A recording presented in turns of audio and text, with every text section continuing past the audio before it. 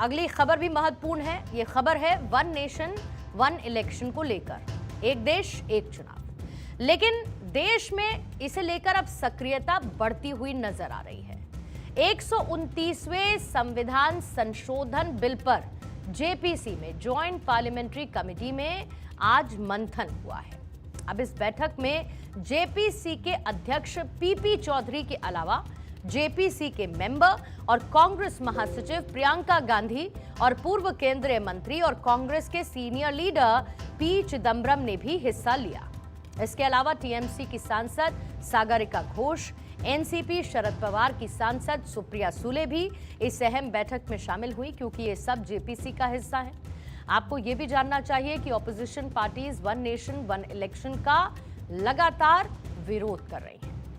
TMC की समिति सदस्य, जेपीसी की सदस्य सागरिका घोष और पी चिदम्बरम ने विधेयक का विरोध किया। उनका मानना है कि इससे चुनाव आयोग को बेलगाम यानी कि असीमित अधिकार मिल जाएंगे। दूसरी तरफ बैठक के बाद जेपीसी के चेयरमैन पीपी चौधरी ने कहा कि ज्यादातर स्टेक होल्डर्स एक साथ चुनाव कराने के पक्ष में हैं। उन्होंने ये भी कहा कि पी चिदम्बरम ने भी बैठक में अपनी पार्टी का स्टैंड रखा है। अरे जो पद्मा अवार्डी हमारे आए हैं, उनके जीवन का बड़ा लंबा अनुभव, जो कि हम कह सकते हैं कि सिविल सोसाइटी के एक रिप्रेजेंटेटिव के रूप में उनके बहुत ही ग्रेट इनपुट कमेटी को मिले और वन नेशन वन इलेक्शन के लिए बहुत ही महत्वपूर्ण उनके विचार हैं। सारे पद्मा अवार्डी चाहते हैं कि सफिशिएंट सेफ गार्ड रख करके वन नेशन वन इलेक्शन देश के हित में है और देश के हित में कमेटी को काम करना चाहिए और सभी लोग चाहते हैं कि एक देश एक चुनाव हो। अब सवाल साथ ही ये भी उठता है कि अगर सब कुछ ठीक रहा तो फिर वन नेशन वन इलेक्शन देश में कब तक लागू हो सकता है। अब इसी बीच एक रिपोर्ट सामने आई जिसके मुताबिक कहा यह जा रहा है कि वन नेशन वन इलेक्शन साल 2034 की जगह 2029 में ही लागू हो सकता है, यानी कि पहले हो सकता है। साफ यह है कि साल 2029 में लोकसभा के साथ साथ राज्यों के चुनाव भी एक साथ हो सकते हैं और इसके लिए पहले से ही तैयार रहना मेंटली जरूरी है। अब इसकी वजह पीपी चौधरी का एक बयान भी है।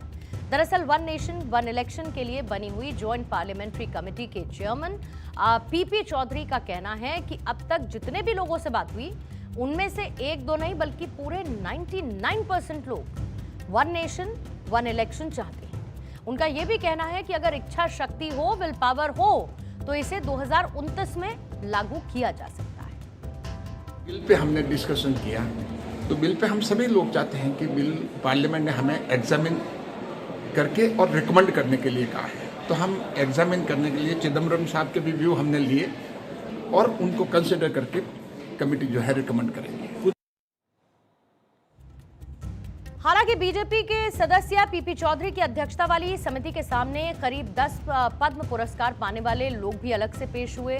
इसमें बहुत सारे लोग शामिल रहे।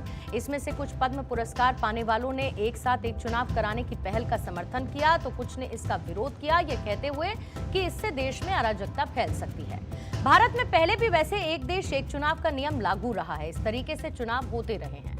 आजादी के बाद लोकसभा राज्यों के विधानसभा चुनाव एक साथ होते थे, फिर चाहे 1952 हो, 1957 हो, 1962 का लोकसभा चुनाव और विधानसभा चुनाव हो।